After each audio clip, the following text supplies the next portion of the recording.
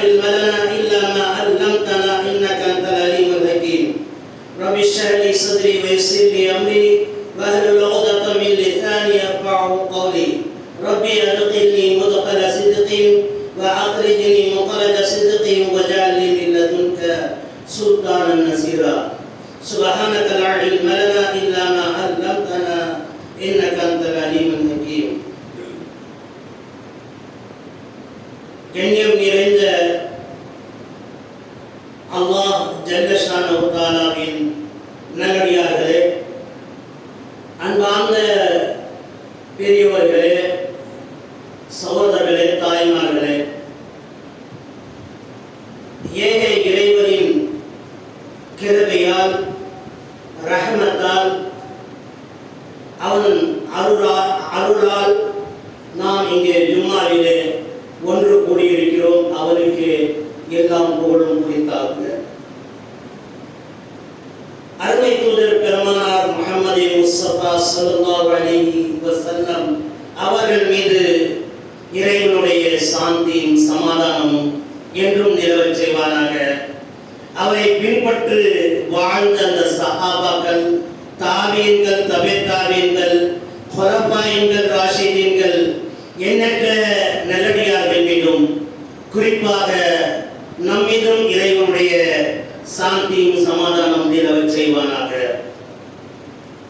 கண்ணியம் நிறைந்த சகோதர சகோதரிகளே, இன்றைய தினம் உங்கள் மத்தியிலே எடுத்துக்கொண்ட ஒரு தலைப்பு தியாகம். இந்த தியாகம் என்று சொன்னால் மனிதன் தன் உடலால் செய்யக்கூடிய ஒரு தியாகம்,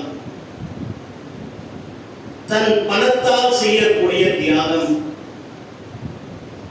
தன் நாவால் செய்யக்கூடிய தியாகம்,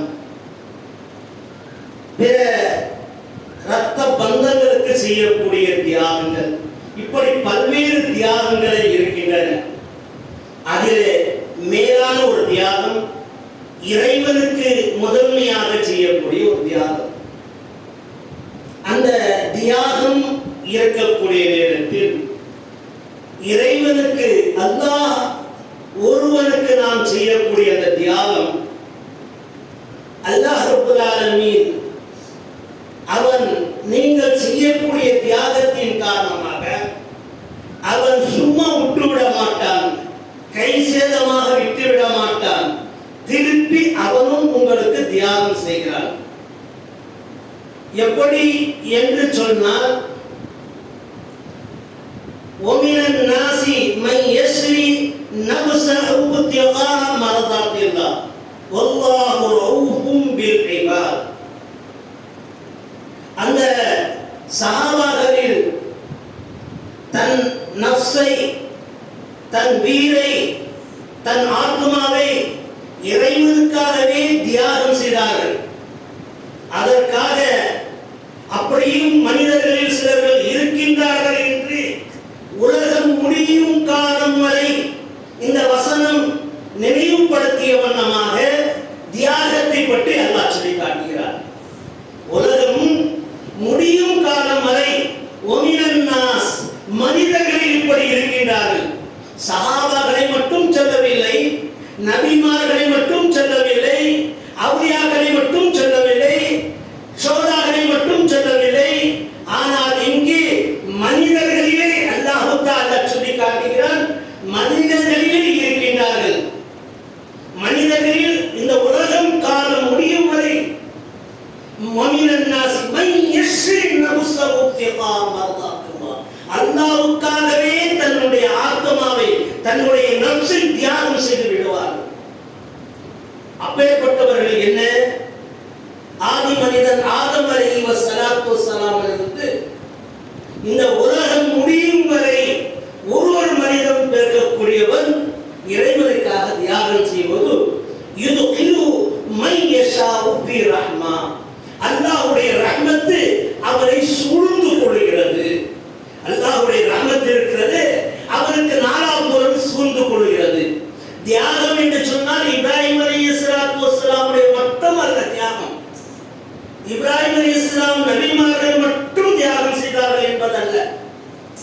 இப்போது காலகட்டத்தில் இருக்கக்கூடிய மனிதர்களிலே ஒருவர் அவர் தியாகம் செய்யக்கூடிய தியாகத்திலே அல்லாஹ் மேலான ஒரு தியாகங்களை அவர்களுக்கு ஆக்கி தருகிறார். எப்படி என்று சொன்னால், ஒரு நல்ல வியாபார நேரம், நல்ல ஒரு கஷ்டமான நேரம், ரொம்பவும் சிரமமான நேரம், ரொம்பவும் துயரமான நேரம், மிகவும் வேதனைக்குள்ள ஆக்கப்படக்கூடிய நேரம்.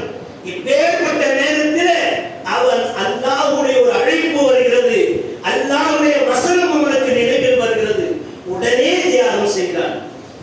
நம்ம பாக்கெட்ல 10 ரூபாய் இருக்கு, இதுதான் உதாரணத்திற்காக 10 ரூபாய் இருக்கு. காலையில் வெளியே எழுந்து போனோம்னு ஒரு டீ குடிக்கிறதுக்காக வச்சிருக்கீங்க.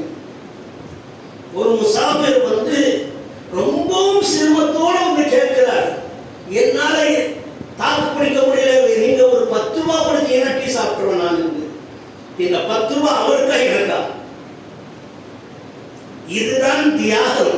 அந்த 10 ரூபாய் எடுத்து அல்லாஹ்வுடைய பாதையில நீ கொடுக்கின்ற போது அல்லாஹ் ரப்பல் ஆலமீன் அதற்கு 199 மடங்காக உனக்கு தியாகம் செய்கிறார், அல்லாஹ் உனக்கு கொடுக்கிறார். இது சாதாரணக்குரியதாக அல்ல.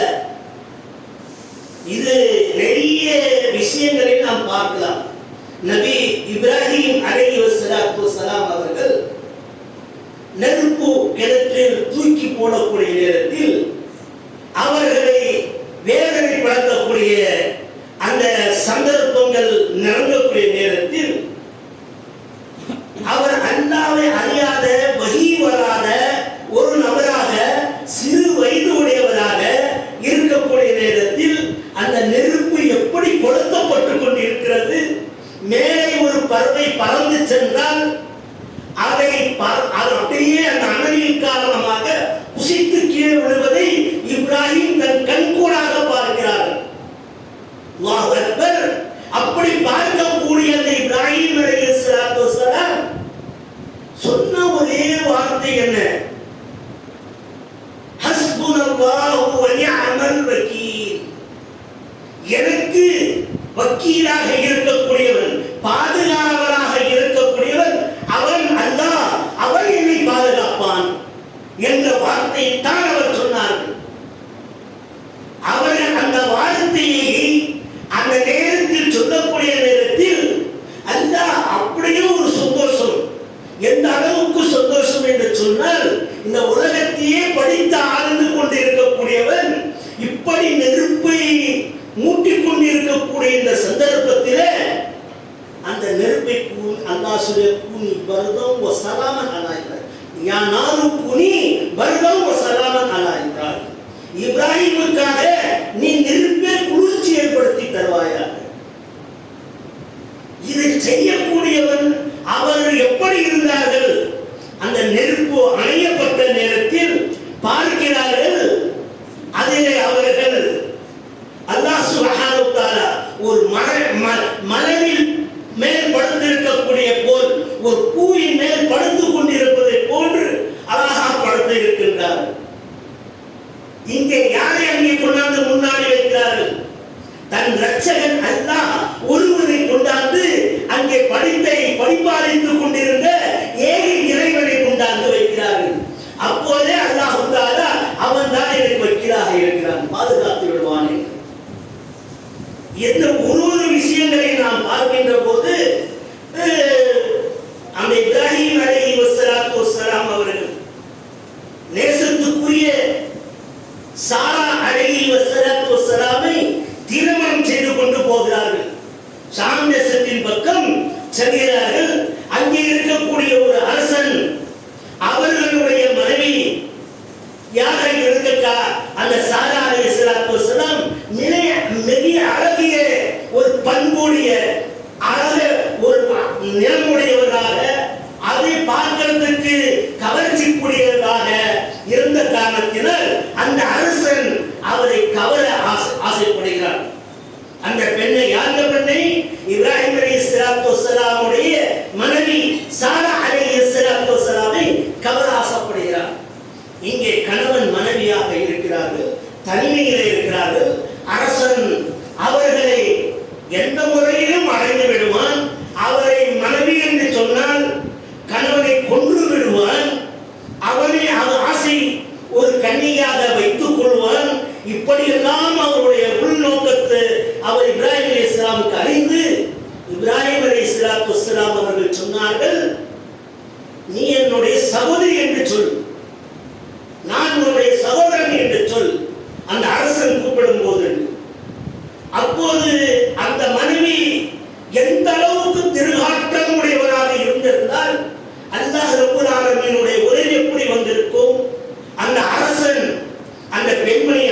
கொண்டு செல்கிறான்.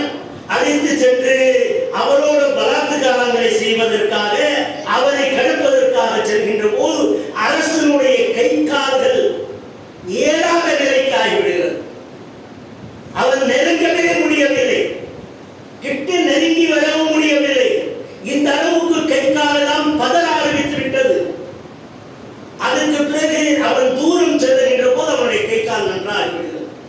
அப்போதான் சொல்கிறார், இது சாதாரண ஒரு பெண் அல்ல. அந்த பெண்மணியும் கூட என்ன சொன்னார்கள்? சாரா அலைஹி வஸல்லம் எப்போதும் எந்த இடத்திலும் நாம் சிந்தித்து பார்க்க வேண்டிய ஒரு கட்டாய கடமை. பயம் இருக்கிறது என்று பயப்படவில்லை. எந்த இப்ராஹிமை அல்லாஹ் காப்பாற்றினாலும் அதே இப்ராஹிமை காப்பாற்றி அல்லாஹ் என்னையும் காப்பாற்றுவார் என்று சொல்லிவிட்டு தான் சென்றார். சாரா அலைஹி வஸல்லம் தன் கணவனை நோக்கி சொன்ன வார்த்தை என்ன? எந்த இறைவன் என்னை உங்களை காப்பாற்றினாலும் அதே இறைவன் என்னையும் காப்பாற்றுவான். எந்த ஒரு சங்கடத்திற்கும் நீங்கள் ஆளாகி விட வேண்டாம். 2 முறை 3 முறை அந்த அரசன் நெருங்குகின்றான். அந்த நெருக்கத்திலும் கூட அரசனோட ஒரு உடலுக்கு கொள்ளும் போது, அவரோட உடல் ஆடும் போது, அவரோட சேரும் போது ஒரு அவருக்கு ஒரு சந்தோஷம் இருக்கும். என்ன அரசனாச்சு, இவர் அடிமையாச்சு, இவர் ஏழைப்பட்டாச்சு எல்லாம் அந்த பெண்மணி நினைக்கவில்லை. அது தனிமையும் கூட தன்னை தியாகம் செய்வதை இறைவனுக்காக என்று அந்த அர்ப்பணித்த அந்த அம்மையார். அப்போது அவன் பார்த்தான், ஒன்றுமே நெருங்க முடியவில்லை இந்த பெண்மணியோட. சாரா அலைஹி வஸல்லம் அவர்களை சொல்கிறார், நீ ஒரு மலக்காக தான் இருக்க முடியும். ஒரு கன்னிய பெண்ணை நீ சொன்னால் நீ ஒரு மலக்காக இருக்க முடியும், ஒரு அல்லாஹ்தாரியாக இருக்க முடியும், நீ உண்மையிலேயே ஒரு இபாதத்தாரியாக இருக்க முடியும். இதெல்லாம் காரணம் உனக்கு என்ன செய்துவிட்டது, உன்னோட நான் நெருங்க முடியவில்லை என்று சொல்லி ஹாஜிரா அலைஹி வஸல்லமை அடிமை அவர்களுக்கு வேலைக்காரியாக அல்லாஹ் அந்த அரசன் கொடுக்கிறார். கொடுத்தது யாரு? அந்த அரசன் கொடுக்கிறார். அந்த அடிமையோட சாரா அலைஹிஸ்ஸலாம் அவர்கள் அந்த ஹாஜிராவை அழைத்து வந்து இப்ராஹிமோடு புறப்பட்டு அவர்கள் ஒரு இடம் தங்குகிறார்கள். ஷாம் தேசத்தில் ஒரு இடத்துல தங்குகின்ற போது அந்த பாலஸ்தீன மலைகளை தங்கும் போது அல்லாஹ் சுப்ஹானஹு வ தஆலா அப்போ அந்த அடிமை பெண்ணுக்கும் உரிமை கொண்டாடக்கூடிய அல்லாஹ் உரிமை கொடுத்திருந்தார். யார? இப்ராஹிம் அலைஹிஸ்ஸலாமுக்கு. அந்த உரிமை காரணமாக இருவர்களோடு குடும்ப வாழ்க்கை நடக்கிறார்கள். அந்த சாராவுக்கு குழந்தை பிறக்கவில்லை நீண்ட காலமாக. ஹாஜிரா அலைஹி வஸல்லமுக்கு அல்லாஹ் குழந்தை கொடுத்து விட்டார். இங்கே குழந்தை கொடுத்ததனால அவர் அதை அதிகமாக கொஞ்ச ஆரம்பித்தார்கள். எங்கே எனக்கு குழந்தை பிறந்து என் குழந்தையின் மீது பாசம் இல்லாமல் போய்விடுமோ என்ற ஒரு உள்ளத்திலே அந்த சாரா அலைஹிஸ்ஸலாமுக்கு உள்ளுக்குள்ளே ஒரு ஏற்பட்ட ஒரு சைத்தான் ஏற்படுத்திய ஒரு குழப்பம். அந்த நேரத்தில் அல்லாஹ்வுடைய உத்தரவு வருகிறது. ஹாஜிராவையும் ஹாஜிராவுடைய பிறந்த அந்த இஸ்மாயில் அலைஹிஸ்ஸலாமையும் நீங்கள் பாலைவனத்தில் விட்டு வந்துருங்க அப்படின்னு. இன்னைக்கு நீங்க போறீங்க ஹஜ் என்ற கடமை நிறைவேற்றுறதுக்கு, அந்த பாலைவனமாக கடந்தது. ஒரு தண்ணியும் இல்ல, ஒரு ஈ காக்கா எதுவுமே இல்லாத, ஒரு பறவையும் இல்லாத அது பாலைவனமாக, தண்ணீரே இல்லாத ஒரு பூமியாக தான் கடந்தது. அந்த இடத்தில் இப்படி விட்டுட்டு வா என்று அல்லாஹ்வுடைய உத்தரவு கிடக்கிறது. அப்போதுதான் ஹாஜிரா அலைஹிஸ்ஸலாமை கை குழந்தை இஸ்மாயில் அலைஹிஸ்ஸலாமை தூக்கிட்டு வந்து அந்த சஃபா மர்வாக்கு இடையில நடுப்பகுதியில, அதாவது ஹஜ்ரத்துல் அஸ்வத் இருக்கக்கூடிய நேர் பகுதியாக அந்த இடம் இருக்கிறது. அங்கே தான் அந்த குழந்தையை போட்டுட்டு அந்த அம்மாவும் உட்கார வச்சுட்டு இவர் கிளம்பி வராரு. கிளம்பி வரும்போது தான் தனக்கு தானே கண்ணில் தண்ணி வருது. யாருக்கு? இப்ராஹிம் அலைஹிஸ்ஸலாம் எவ்வளவு பெரிய தியாகிகளாக இருந்தாலும் கூட தன்னை தானே அழ ஆரம்பிக்கிறார்கள். அல்லாஹ்வுடைய தூதர் ஸல்லல்லாஹு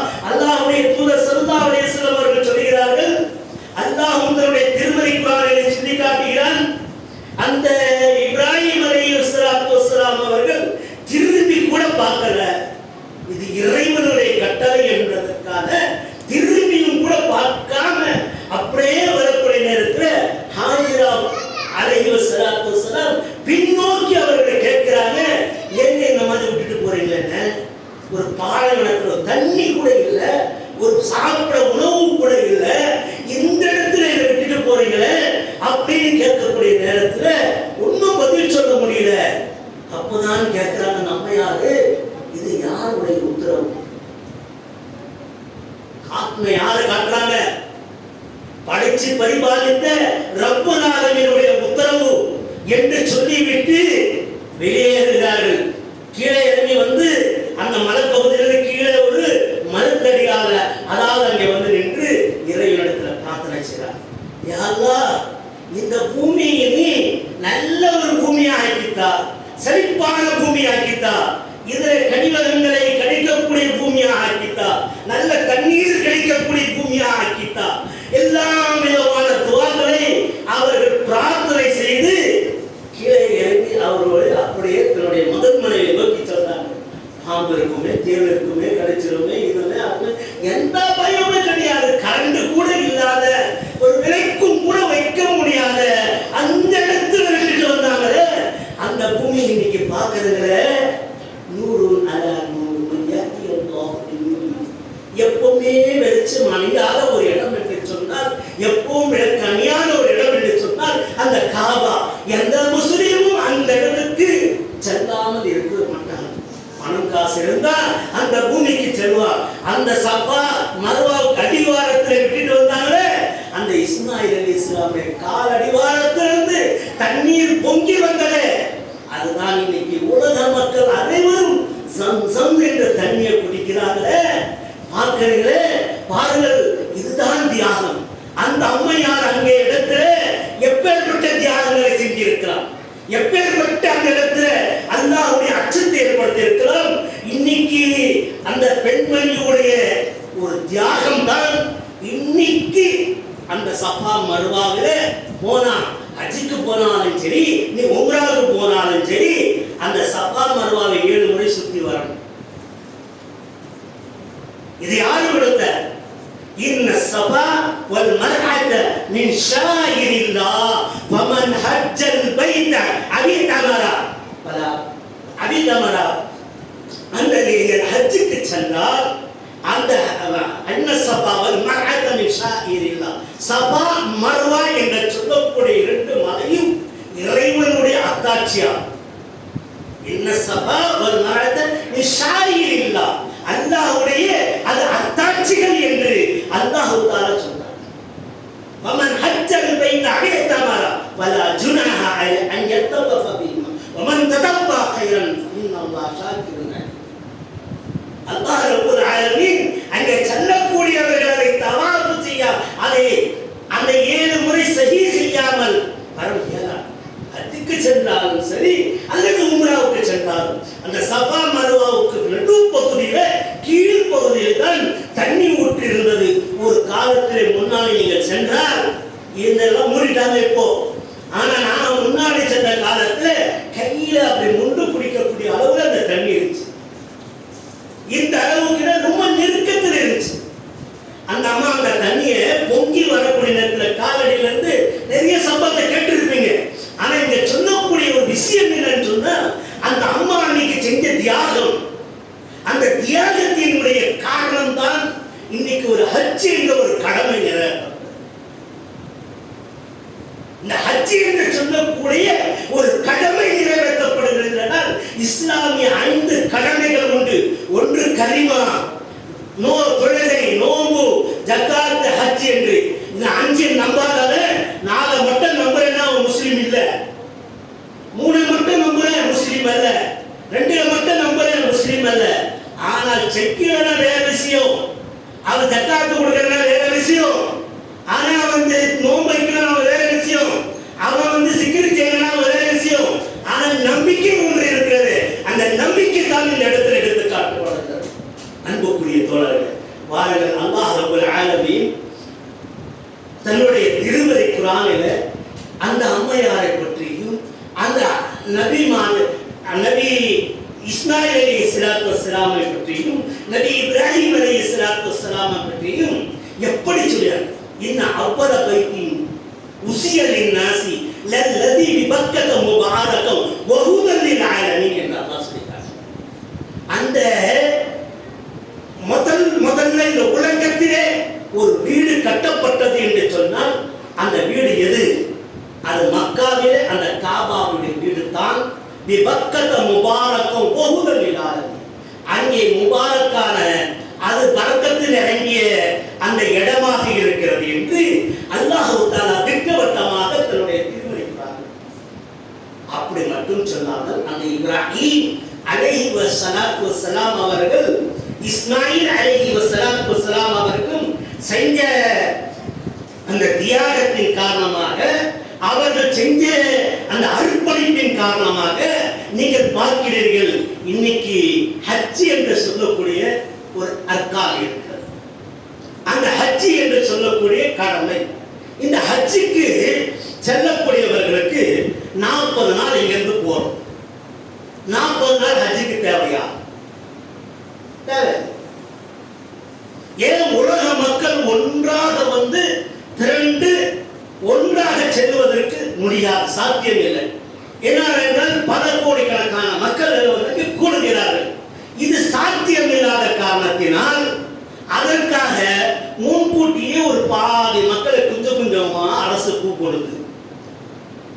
உடனே ஹஜ் ஆன உடனே பாதி மக்களை வெளியே அனுப்ப ஆரம்பிச்சு, பாதி மக்கள் கடைசியாக வந்தாங்கல்ல அவங்களை வந்து கடைசியாக அனுப்புறாங்க. இதுதான் காரணம், பேலன்ஸ் பண்றாங்க அந்த இடத்துல. சரி, அந்த ஹஜ்ஜுக்கு செல்லக்கூடிய எத்தனை நாள் தான் தேவை அப்படின்னு சொன்னா, ஜில் ஹஜ் 8வது பிறைக்கு மினாவுக்கு செல்ல வேண்டும். மினாவிலே லொஹரையும் அசரையும் தொழுதுட்டு ஓய்வு எடுத்துக் கொள்ளுங்கள் என்று இறைத்தூதர் ஸல்லல்லாஹு அலைஹி வஸல்லம் சொன்னார். மினாவிலே மக்ரிபு பாங்க சொல்லப்பட்டால் மக்ரிபையும் இஷாவை தொழுது படுத்துக் கொள்ளுங்கள். அதற்கு பிறகு என்ன செய்யணும்? எத்தனை வேளை தொழுதோம்? மினாவில 4 வேளை தொழுதுட்டோம். தூங்குனா காலையில பஜர் மினால தொழுது, மொத்த எத்தனை வேளை? 5 வேளை தொழுதுதான். மினால தொழுகக்கூடிய இந்த அர்க்கானுக்கு 5 வேளை. அந்த மினாவிலிருந்து புறப்பட்டு அப்படியே நேரம் முஸ்லிமாவை கடந்து நீங்கள் அரபாவுக்கு போறீங்க. இந்த அரபாவில் போயிட்டு தொஹரையும் அசரையும் 2 தொழுகையும் ஒன்றாக தொழ வைப்பார்கள். 2 4 ரக்காத்துகளை தொழ வைப்பார்கள். எத்தனை ரக்காத்துகள்? 2 ரக்காத்து தொழுது தொழ வைப்பார்கள், அசர் 2 ரக்காத்து தொழ வைப்பார்கள். அதுக்கு பிறகு நீங்கள் சாப்பிடுவது, துவா செய்வது, இபாதத்தில் ஈடுபடுவது, இதுதான் அங்க ஒரு பயான் நடக்க பயானை கேட்பது. இது எவ்வளவு நேரம்? அந்த பஜர்ல இருந்து எடுத்து மக்ரீபு பாங்கு சொல்ற வரை நேரம். உள்ள பாங்கு சொல்லப்பட மாட்டாது. அரபாவுடைய மைதானத்தில் அங்கே மக்ரீபுடைய தொழுகை நடைபெறாது. அங்கிருந்து என்ன பண்றாங்க? நேரம் முஸ்லிமாவுக்கு வராது. மக்ரீபையும் இஷாவையும் அந்த முஸ்லிமாவில் தொழுவோம். இப்ப அரபால எத்தனை வேளை தொழுதோம்? எத்தனை வேளை? லொஹர் அசர் தான் தொழுதோம். 2 வேளை அந்த அரபா மைதானத்தில் தொழுது தான். அதுக்கு பிறகு முஸ்லிமாவுக்கு வந்து மக்ரிபி இஷாவை தொழுதுட்டு அடுத்தபடியாக என்ன செய்யறோம்? நைட்டுக்கு தூங்கிடுறோம். தூங்கி காலை எழும்போது ஃபஜ்ரை தொழுத உடனே மினாவுக்கு சென்று ஷைத்தானுக்கு கல்லை எறிகிறோம். இந்த கல்லை எறிவது இந்த குர்பானுடைய அம்சத்துல வந்துடும். நம்ம இன்ஷா அல்லாஹ் தெரியா சொல்லுவோம். ஆனா இங்க கல்லை எறிந்துட்டு அதோட குர்பானி கொடுத்து அவன் மொட்டை போட்டானாக்க அரிசி முடிச்சு. அதற்கு பிறகு அவன் வந்து 3 நாட்கள் மினாவில் தங்க ஆசைப்பட்டால் 3 நாள் தங்கட்டும், அல்லது 4 நாள் தங்க ஆசைப்பட்டால் 4 நாள் தங்கட்டும். ஹாஜிகள் ஒருபோதும் பெருநாள் தொழுகை தொழுக மாட்டாங்க. குதுபா தொழுகை இருக்கு இல்லையா, ஹாஜிகள் தொழுக மாட்டாங்க. ஹாஜி செய்யக்கூடியவர்கள் அரபாவுடைய நாள் நோன்பும் வைக்க மாட்டாங்க. யார் நோன்பு வைப்பாங்க? ஹஜ்ஜுக்கு போகாதவர்கள் தான் நோன்பு வைப்பாங்க. இந்த 5 நாட்கள் தாங்க இந்த ஹஜ். இந்த 5 நாள் ஹஜ் தான் ஒரு பெரிய ஒரு கடமையிலே ஒரு பெரிய கடமை. இதுக்காக ஒரு ஆளு செலவு செஞ்சு என்ன செய்யலாம், ஹஜ் செய்ய போறோம்.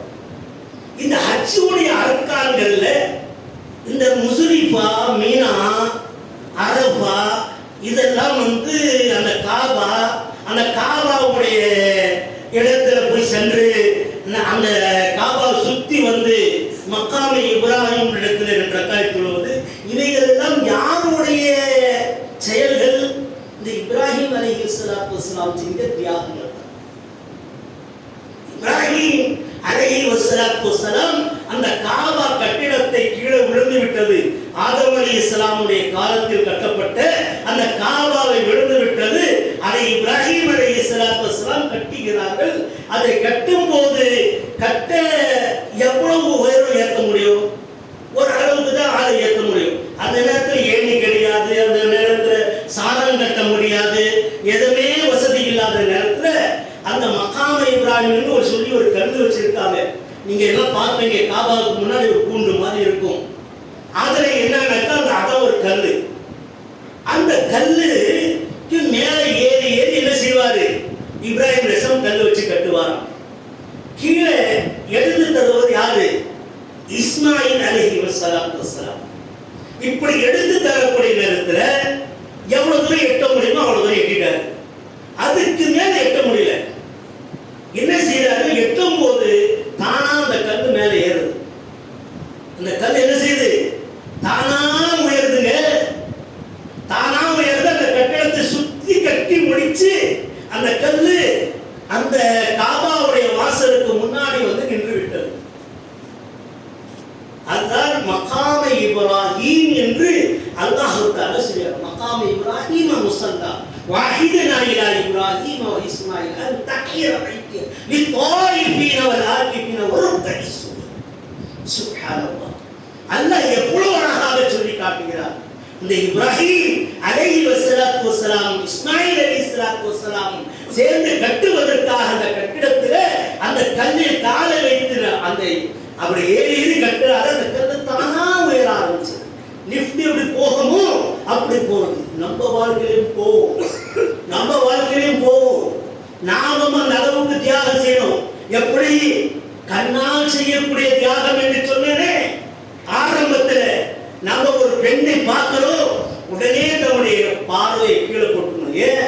என் அண்ணா என்னை தடுத்திருக்கான். அப்போ அந்த கண்ணை அந்த பார்வையை தாழ்த்து கொண்டு வரும் போது அல்லாஹ் சுப்ஹானஹு வ தஆலா உன்னுடைய கண்ணின் மூலமாக நீ செய்த பாதுகாப்பின் மூலமாக அல்லாஹ்வுடைய அருள் உனக்கு அருளும். இதுதான் அல்லாஹ்வுடைய அருள். ஒரு கெட்ட சத்தம் கேட்குது, ஒரு பாட்டு சத்தம், ஒரு கச்சேரி சத்தம் கேட்குது, கொஞ்ச நேரம் கேட்டுருமே அப்படின்னும் போது அந்த நேரத்தில் அல்லாஹ்வுடைய ரஹ்மத்து, அல்லாஹ்வுடைய அருள், அல்லாஹ்வுடைய பார்வையில் நீ அகன்று விடுகிறார். திருடும்போது அந்த நேரத்தில் ஈமான் உன்னை விட்டு விலகி விடுகிறது. அல்லாஹ்வுடைய பார்வை உன்னை விட்டு விலகி விடுகிறது. நீ துர்சீலமாக ஆகிவிடுகிறாய். அல்லாஹ்வுடைய தூதர் ஸல்லல்லாஹு அலைஹி வஸல்லம் அவர்கள் சொல்கிறார்கள், விபச்சாரம் செய்யும் போது அவன் விபச்சாரனுக்கு அவன் மோமினாக இருக்க மாட்டான் என்றார். ஒருவன் திருடக்கூடிய நேரத்தில் அவன் திருடன் என்று அவன் மோமினாக இருக்க மாட்டான் என்றார். அன்புக்குரிய தோழர்களே, இது ஏன் இங்க சொல்லுகிறேன் சொன்னால், நம்ம வாழ்க்கையிலையும் நம்மையும் அல்லாஹ் தஆலா உயர்த்தணும்னு சொன்னா நம்ம பார்வையில பார்க்கக்கூடிய பார்வை அது இறைவனுடைய பார்வையாக இருக்க. ஒரு பெண்ணையே நீ பார்க்கிறாய் என்று சொன்னால் மாஷா அல்லாஹ், என்ன அழகாக அல்லாஹ் படைச்சிருக்கார், படைப்பிலே மிக சிறந்த படைப்பாக படைச்சிருக்கான் என்று நீ அல்லாஹ்வை போற்றி பொருத்தி உன்னுடைய கல்வில, உன்னுடைய நியத்துல, உன்னுடைய எண்ணத்துல கடுகளுக்கு கொஞ்சம் கூட குறையில்லாம இறைவனை நினைக்கக்கூடிய நேரத்துல அல்லாஹ் சிறந்த மனைவி உனக்கு தருவான், சிறந்த குழந்தையை தருவான். நீ ஆலிமா, உன் பிள்ளைய ஆலிமா ஆக்குவான். நீ நல்ல இடத்துல நீ இருக்கிறன்னா அல்லாஹ் உன்னை நல்ல இடத்துல வைப்பான். ஆனா நீ உன்னுடைய எண்ணமே ஹராம், உன்னுடைய எண்ணமே தவறு, உன்னுடைய எண்ணமே பார்வை தப்பு என்று சொன்னால் அங்கே அல்லாஹ்வும் உன்னை விட்டு மாறி விடுகிறார். இதே போல நாவால பேசுறோம், ஒரு காலம் பேசி விடுறாரு. பேசிட்டா சரி, எவ்வளவு நேரம் பேசுவார், பேசட்டும் என்று அமைதியாக இருந்தால் நிச்சயமாக அந்த இடத்தில் அல்லாஹ் தஆலா மலக்கை இறக்கிறான் என்ற ஒரு சின்ன ஹதீஸை நினைவுபடுத்தியவனாக இருக்கிறேன். அல்லாஹ்வுடைய தூதர் ஸல்லல்லாஹு அலைஹி வஸல்லம் அவர்கள் ஒரு யஹூதியிடத்தை கடனாக வாங்கியிருந்தார். காஃபிரிடத்தை கடனாக வாங்கியிருந்தார். கடனுடைய தேதி 30ஆம் தேதி சொன்னார். அவன் 20ஆம் தேதி வந்து நின்றுட்டான். எனக்கு ஒரு கடனு காசை கொடு அப்படின்னு கடன் கேட்டு, எப்பா நீ நான் 30ஆம் தேதி சொன்னேன், நீ 20ஆம் தேதி வந்து நிற்கிறிய, எப்படி நான் தர முடியும் அப்படின்னு ரசூலுல்லாஹ் சொல்றாங்க. கண்ணாமனா நிற்க ஆரம்பிச்சிட்டான். ரசூலுல்லாஹ் ரொம்ப மனசு சங்கடமாகுது. பக்கத்துல யார் உட்கார்ந்து இருக்காரு? உமர் ரலியல்லாஹு உட்கார்ந்து இருக்காரு. அவரு கோபம் அதிகம். உடனே அவர் திட்ட ஆரம்பிச்சிட்டார். அவர் பேச ஆரம்பிச்சார். ரசூலுல்லாஹி ஸல்லல்லாஹு அலைஹி வஸல்லம் அந்த இடத்தை விட்டு விலகி சென்று விட்டார். அங்க நடந்து போயிட்டாரு. போன உடனே உமர் ரலியல்லாஹு போயிட்டாரு. ஏன்னா ரசூலுல்லாஹ் உங்களுக்கு தான் அவளை பேசியிருந்தேன்னா நான் நின்று சப்போர்ட் பண்றேன், நீங்க போயிருக்கீங்க. இல்லப்பா நீ பேசாத வர அல்லாஹ் மலக்கு அனுப்பி பேசிக்கிட்டு இருந்தான், அவருக்கு பதில் சொல்லிக்கிட்டு இருந்தான். ஆனா நீ வந்து நடுவில் பேசினோன்னு 3வது ஆள் யார் வந்துட்டான்? ஷைத்தான் வந்துட்டான். இப்ப சண்டை முத்திக்கும் அப்படின்னு. இப்ப நம்ம வாழ்க்கையில இந்த விஷயத்தை நாம நினைவுபடுத்தணும். ஏதாவது ஒன்று சொன்னா அது அல்லாஹ்வுடைய வார்த்தை நம்ம பொறுமையா இருந்தா அவன் வந்து தியாகம் பண்ணும்போது அல்லாஹ்வுடைய ரஹமத்து நமக்கு கிடைக்கும் என்பதை கூறிக்கொண்டு, அல்லாஹ்வுக்காக எந்த ஒரு காரியம் நம்ம குர்பானி இருக்கட்டும். இன்னைக்கு குர்பானிக்காக நிறைய பேர் வந்து ஆடுகளையும் மாடுகளையும் வாங்கி கொண்டிருக்காங்க. அல்ஹம்துலில்லாஹ் வாங்கட்டும். அவர் வாங்கினாரு 50 லட்சம், 50,000க்கு, 60,000க்கு, 70,000க்கு, 1 லட்சத்துக்கு, 1.5 லட்சத்துக்கு. நாம அப்படி வாங்கணும்னு அவசியம் இல்லை. நம்ம ரப்பல் ஆலமீனுக்கு தியாகம் பண்றோம். நம்ம கை எந்த அளவுக்கு நீளம் இருக்கிறதோ அந்த அளவுக்கு தான் நம்முடைய காசுகளை செலவு செய்து நாம தியானிக்க முடியும். அதாவது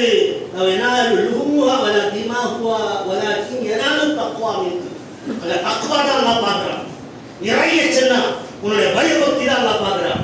சரி, நான் வாங்கக்கூடிய ஒரு மாடை 30 ரூபாய்க்கு வாங்கிக்கலாம். 30 ரூபாய். ஒரு பக்கத்து வீட்டுல ஒரு கன்னிய பெண்ணு, அவருடைய திருமணமாக இருக்கு, அவருக்கு கொடுத்து நாம உதவி செய்வோம் அப்படின்னு ஒரு மனப்பான்மை இருந்தா அது உனக்கு உன்னுடைய ரப்புக்குள்ள. கடனை வாங்கி சிலர்கள் செய்வார். இப்படி அல்லாஹ் சொன்னா இதெல்லாம் சில விஷயங்கள்ல வந்து நியத்து செய்யணும். நியத்துக்கு வந்து இந்த வருஷம் நான் கொடுத்துட்டேன், அடுத்த வருஷம் கொடுக்காம இருக்கக்கூடாது, கடனா வாங்கி கொடுக்கணும் அப்படிலாம் இல்லை. நியத்து வைக்கணும், தரணும் என்று முடிஞ்சா கொடுக்கிறது. அல்லாஹ் ஒரு பங்கிலே அவர் சேர்ந்து அல்லாஹ்வுடைய பாதையில் செய்வது. அல்லாஹ் மகத்தான வெற்றியை தருவானாக. அல்லாஹ்வுக்காக நாம் தியாகம் செய்ய வேண்டும், தியாகமும் செய்ய வேண்டும். அப்படி தியாகம் செய்யும் போது தானாக தியானங்கள் நம்மிடத்தில் வரும், அல்லாஹ்வுடைய ரஹ்மத்து வரும். அதாவது அல்லாஹ்வுடைய அவனுடைய ரஹ்மத் நம்மளை சூழ்ந்து கொள்ளும். நிச்சயமாக நாம் வெற்றி பெறுவோம் என்று கேட்டுக்கொண்டு, அல்லாஹ் தஆலா நம்முடைய பாவங்களை மன்னித்தருள்வானாக. யாரெல்லாம் குர்பானிகள் கொடுக்காமல் இருக்கிறார்களோ அவர்களுக்கு கொடுக்கக்கூடிய தக்வா, அந்த வசதி, அந்த பொருளாதாரம் அல்லாஹ் கொடுத்து அருள்வானாக. யாரெல்லாம் ஹஜ் செய்யாமல் இருக்கின்றார்களோ அவர்களுக்கு ஹஜ் செய்யக்கூடிய நசீபை ஆக்கி வைப்பானாக. அட்லீஸ்ட் நம்மளால அந்த பொருளாதாரம் இல்லைனாலும் நியத்து செய்யணும், இன்ஷா அல்லாஹ் நான் ஹஜ் செய்வேன் என்ற ஒரு உள்ளம் நம்முடைய உள்ளத்திலே கொண்டாட வைக்க வேண்டும். இன்ஷா அல்லாஹ் அப்பேற்பட்ட நிலையை நம் அனைவருக்கும் தந்தருள்வானாக. ஈமானுடன் வாழக்கூடிய பாக்கியங்களை எங்களுக்கு தந்தருள்வானாக. நாம் வாழ்வோம் என்று சொன்னால் இறைவனுடைய திருப்தியோடு வாழக்கூடியவர்களாகவும், மரணிப்போம் என்று சொன்னால் இறைவனுடைய திருப்தியோட, இறைவனுடைய ரஹ்மத்தோட, இறைவனுடைய கருணையோட மரணத்தை சந்திக்கக்கூடிய பாக்கியமான்களாக, கலிமாவுடன் மரணிக்க